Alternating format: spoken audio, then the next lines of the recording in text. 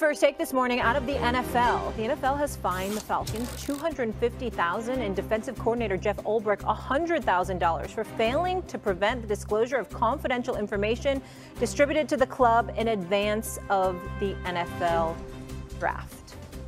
Okay, RC, I will start with you. Your reaction? Yeah, I think this has to be done by the NFL. When you look at just all of the prank calls, but now a coach's son is calling an NFL hopeful or NFL draftee on the most important day of his life, and that is with the intention of being mean. That is with the intention of it having a negative effect. When you are in charge of this sort of sensitive information, it is your job to keep it confidential.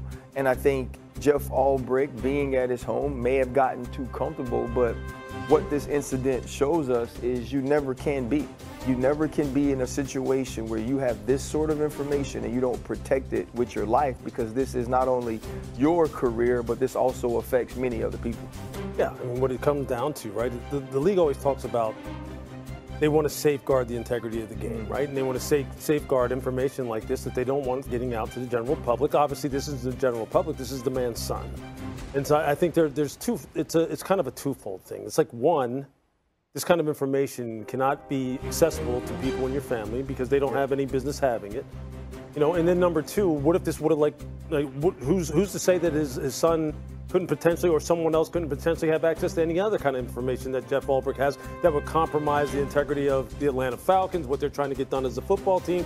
I mean, there's a lot of different layers to this. So I think what they're trying to say is, hey, look, you better be more careful now going forward. Coaches, you better be more careful, especially if, you know, you have some sensitive information like that laying around your house. What would be interesting is to hear the conversation that he had with his son about this. Because this is a 21-year-old young man who did this. This isn't some 14, 15-year-old. Yeah, it's a disaster with the kid, 100% right. Oh, why are the Falcons getting the $250,000 fine?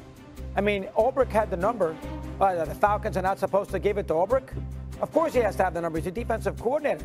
So why the Falcons get, I know the NFL is trying to spread the blame around, but I don't quite understand why, I don't understand how it's, you know, Arthur Blank's fault that Ulbrich's kid, when Ulbrich had the number, did a bad thing. It's not Blank's kid, it's Ulbrich's kid. And Ulbrich works at Falcons. He got the number at home, he took it, so we got to blame Atlanta? Well, I don't quite understand why they get the $250,000 fine myself. The only interesting thing about that to me is this: when you say, like, Ulbrich works for the Atlanta Falcons, he has to have the number. Shedeur Sanders is a quarterback. Jeff Ulbrich is a defensive coordinator. Why does he need to have the number? What did he need to have the number for in that particular? But he obviously did, because the kid stole it from Ulbrich. And then also, too, you find the Atlanta Falcons so you can put some sort of accountability on the organization. Right. Because, as you know, it's one thing to have to regulate yourself, but when we have people to answer to now, that pressure that is being put on them, it also trickles down to you. So I think that's a part of the NFL also saying that, yes, this time it was Jax Ulbrich, right? What happens the next time? Or what happens if it takes another step where some of this information gets out and now one of these individuals is actually physically injured? And so I think it's more about making a point. We need all of you to be locked in. Well, y'all are absolutely right. I mean, the fact of the matter is you have to find an organization because you're connected to the individual. You employ the individual that this happened with. And so you're looking at the organization to let them know there's a level of culpability. That way you don't have to concern yourself with the enforcement. The organization itself will concern itself with the enforcement, and it trickles down from there.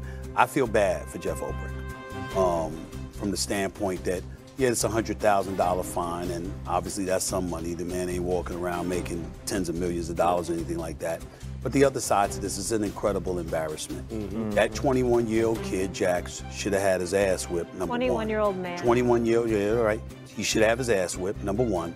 Number two, I mean, it's like I wanted to refrain from putting him on screen like I told you the other day. But that was, I didn't know when you were talking about it the other day, Lewis, that the dude had put it out on social media. I had no idea. I knew he knew the story. But I'd never seen the video. So I'm like, this idiot actually went out there and did it. He filmed him. He had himself filmed doing it.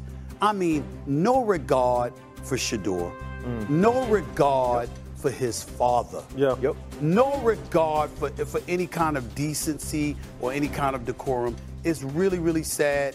I think all of these fines are absolutely positively appropriate, and as far as I'm concerned, he should be, Jax I'm talking about, should be put on Front Street because of what. You know, and just to be clear, right? I mean, Shedeur Sanders wasn't the only player that was prank called. Yeah. Right. So, during this draft. So for everyone who's kind of like hitting me up going, well, you ain't mad about everyone else. Look, Shedeur is the most high-profile one that we're talking about, and the one that's getting the most. Exactly. Yeah.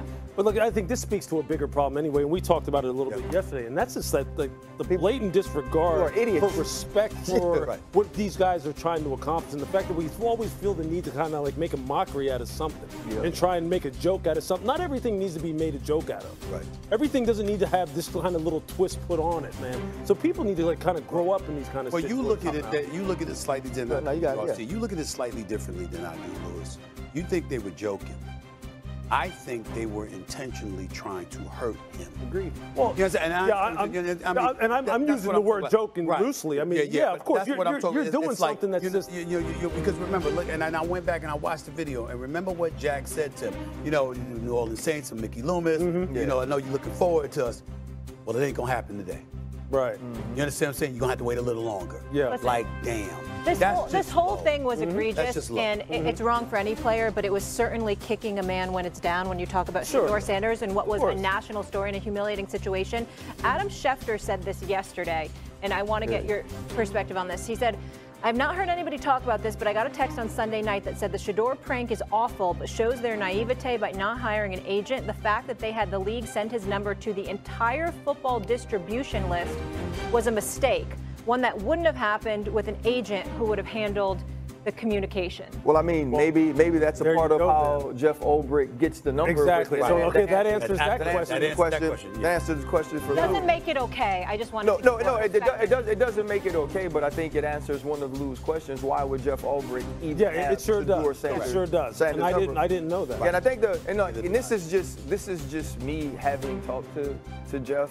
A lot of times too, you have to think about what's going into what he's dealing with right now, and having the embarrassment, and also having to deal with your son, and you also don't know what's going on within a family. And it's no excuse for a 21-year-old man to behave in this manner, but it speaks to what Lewis is saying as well. There is no respect for other humans. There is no understanding or compassion for what they're going through, because when you talk about Shedeur Sanders in particular, when you listen to what he said to him, it was totally an intent to play on what he was going through at the time. Right? It's not like calling Tyler Warren, who was supposedly called, who goes 14th overall. It's not like calling some of these players that were picked on the first day, and so it's a moment where you get a laugh. This is a man who is obviously dealing with a ton. All of the cameras are on him. He's trying to have poise and composure through this, and you build him up to break him down. I think that's the part that's more. I think there's a